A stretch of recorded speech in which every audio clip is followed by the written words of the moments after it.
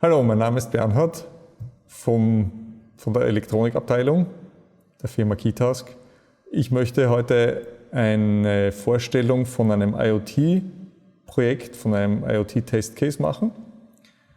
Und zwar besteht das System, das wir hier testen, aus einer Anlage, die man sich zu Hause installiert, ein Hub, ein Smart Hub der Firma Samsung in dem Fall und ein Tür-Fenster-Kontakt. Exemplarisch, wir können auch andere Geräte verwenden, aber in dem Fall möchte ich das anhand von einem Testfall mit einem Tür-Fenster-Kontakt demonstrieren und einem Handy. Was wir machen ist, oder was getestet werden soll, ist das Verhalten, das man zu Hause auch hat. Man hat den Tür-Fenster-Kontakt an einem Fenster angebracht und möchte eine Notifikation aufs Handy bekommen, sobald jemand das Fenster öffnet. Jetzt möchten wir beide Enden automatisiert testen. Das machen wir, indem wir den Tür-Fenster-Kontakt nicht an einem Fenster montieren, denn wie macht man ein Fenster automatisiert auf? Wir haben den Tür-Fenster-Kontakt an einem Gerät montiert, an dem ein Servomotor angebracht ist. Und dieser Servomotor kann das Fenster sozusagen aufmachen. Er klappt den Tür-Fenster-Kontakt vom Magneten weg. Hier ist der Magnet, hier ist der Tür-Fenster-Kontakt. Dieser Teil kann weggeklappt werden und wieder geschlossen werden. Der Tür-Fenster-Kontakt steht in Verbindung über das Funkprotokoll Zigbee mit dem Samsung Smart Hub. Und der Samsung Smart Hub steht seinerseits über das Internet in Verbindung mit einem Backend-Server bei Samsung. Das Telefon, auf dem eine App installiert ist, steht ebenfalls in Verbindung mit dem Backend-Server bei Samsung. Und über diese Verbindung wird die Verbindung nach Hause hergestellt. Wenn also wenn der Sensor merkt, dass das Fenster geöffnet wird, wird diese Information an den Backend-Server bei Samsung übertragen und das Handy wird dann notifiziert, dass das Fenster geöffnet worden ist und soll das auf der App anzeigen. Das ist das, was wir testen möchten. Damit wir das tun können, gibt es eben diesen Servomotor und dieser Servomotor wird von unserer Elektronik angesteuert. Das ist das Board mit der Elektronik. Das kann natürlich viel mehr als nur den Servomotor bedienen, da sind andere Funktionen auch integriert. Wichtig zu wissen ist, dass im Hintergrund hier ein Raspberry Pi drunter ist. Dieser Raspberry Pi ist ebenfalls mit dem Netz verbunden und kann von uns gesteuert werden. Und der steuert dann die Funktionen auf diesem Board. An dieses Board kann ich 4 Geräte anschließen. In dem Fall ist jetzt nur das erste Gerät angeschlossen, hier dieser Tür-Fenster-Kontakt. Und über diese Plattform, die ich hier habe, kann ich nicht nur einen Servomotor steuern, ich kann auch viele andere Funktionen steuern. Beispielsweise kann ich hier auch die Batterie simulieren. Also es ist in diesen Sensor keine Batterie eingelegt, es ist ein Batteriedummy eingelegt und dieser Batteriedummy wird versorgt von dieser Leiterplatte. Und damit kann ich auch zum Beispiel den Fall testen, ob wenn die Batterie leer wird, dass mir das Gerät meldet, dass ich die Batterie ersetzen muss. Ich kann damit auch Relais schalten und viele andere Funktionen machen, eben angepasst auf den Anwendungsfall, was man für eine Automatisierung von einem Smart Home braucht. Der Testfall wird über das Intakt Studio, wie gehabt, das unsere Plattform darstellt, abgearbeitet und in diesem Testfall werden verschiedene Schritte durchgeführt, die natürlichsprachlich oder fast natürlichsprachlich formuliert sind. Wir fangen an damit, dass wir das Telefon holen wollen, Give my phone SA, hier ist sogar die Seriennummer angegeben.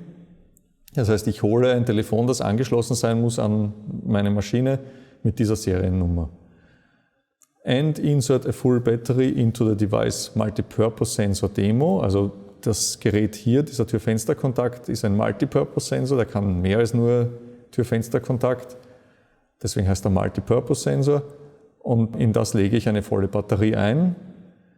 Dann öffne ich die App auf dem Telefon. Dann and close the window monitored by the sensor Multipurpose Sensor Demo. Also ich sorge dafür, dass der Servomotor den Tür-Fenster-Kontakt in die Ausgangslage geschlossenes Fenster bringt. Then on A, das ist also wieder am Telefon, das Telefon haben wir ja geholt und A genannt. then on A select the device multipurpose sensor from the devices menu. Also es ist am Telefon, wird dann die App aufgemacht und im Menü von dieser App wird zum Sensor gegangen, den wir uns anschauen wollen. And on A assert that the contact sensor of the multipurpose sensor says closed. Also wir haben ja vorher den Sensor in die Ausgangslage geschlossenes Fenster gebracht und wollen jetzt als Anfangsbedingung auch, dass die App anzeigt, dass das Fenster geschlossen ist. Und dann beginnt die eigentliche Testdurchführung. Then open the window monitored by the sensor, multipurpose sensor.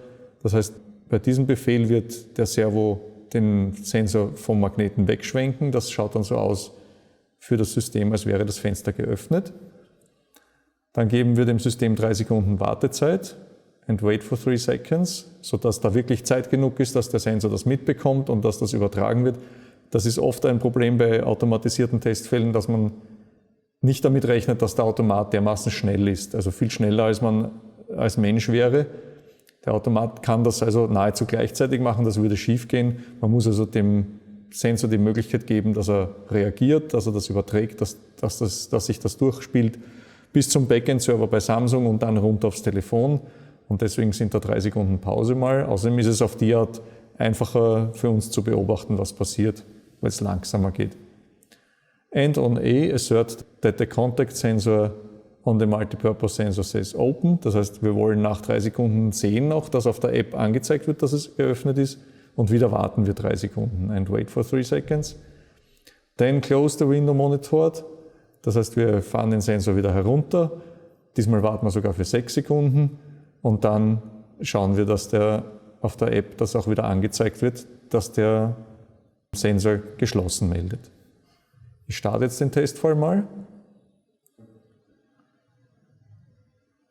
Das Telefon wird jetzt geholt von unserem Testautomaten.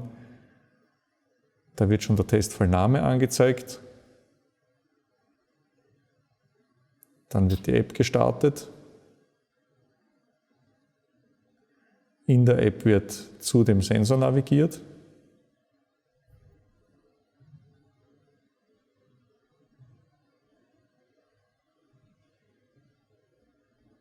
Und dann wird verifiziert, ob die Anfangsbedingung stimmt. Closed ist da gestanden, er hat geöffnet, jetzt steht Open da. Nach einer Wartezeit fährt er den wieder in Closed und wir wollen auch sehen, dass wieder Closed dasteht. Das ist der Fall. Der Testfall ist grün und hat den Zustand Passed. Es hat also geklappt. Wir wollen uns anschauen, was passiert, wenn der Testfall schief gehen würde, würden wir das merken. Deswegen starte ich den Testfall nochmal und dann werde ich intervenieren, sodass das Fenster nicht geschlossen werden kann. Der Sensor wird also weiterhin Open melden, obwohl das Fenster eigentlich zugehen soll. Also jetzt ist er mal in die Ausgangslage geschlossen gefahren.